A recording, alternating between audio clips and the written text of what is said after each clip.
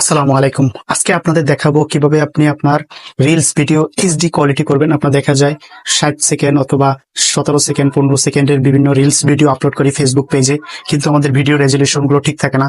Resolution ঠিক করার জন্য আজকে আপনাদের এমন একটি অ্যাপসের কথা বলবো, যে অ্যাপসের মাধ্যমে আপনি আপনার ভিডিও এইচডিও করতে পারবেন এবং রেজুলেশন ঠিক হয়ে যাবে।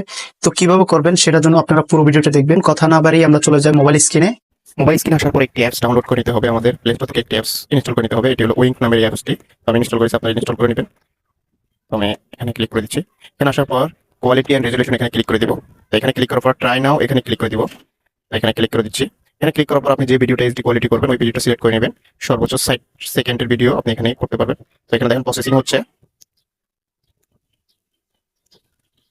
এই যে আমাদের ভিডিওটা কমপ্লিট হয়ে গেছে, এইচডি কোয়ালিটি কমপ্লিট হয়ে গেছে। এই যে দেখেন এইচডি কোয়ালিটির। তো আমি আপনাদের এটা বোঝার জন্য আরো টেনে দেখাচ্ছি ভিডিওটা। এই যে দেখেন